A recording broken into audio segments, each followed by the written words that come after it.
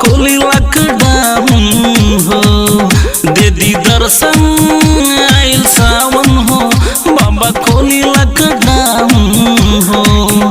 केहू झूमता केहू नाचता केहू झूमता केहू नाचता केहू सजावता कांवर हो दीदी दर्शन आइल सावन हो बाबा खोली लॉकडाउन हो दीदी दर्शन आइल सावन हो बाबा खोली लॉकडाउन हो।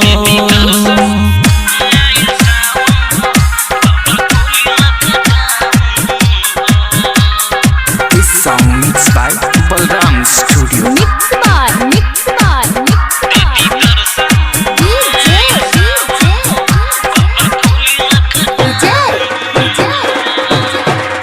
लेके जलवा देव घरवा में चढ़ावे हो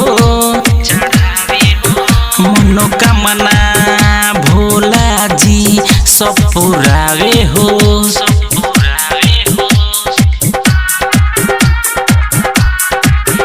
लेके जलवा देव घरवा में चढ़ावे हो मनोकामना भोला जी सब पुरावे हो। लेके कांवर ये बम बोल बोल बम बम बाबा फिर है नजरिया हो दीदी दर्शन आइल सावन हो बाबा खोली लॉकडाउन हो दीदी दर्शन आइल सावन हो बाबा खोली लॉकडाउन हो।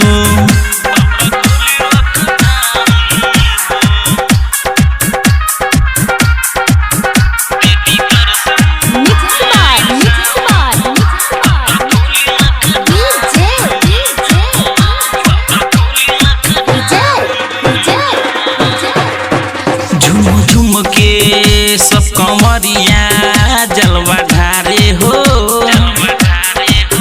थकला पे भोला के बूटी मारे हो।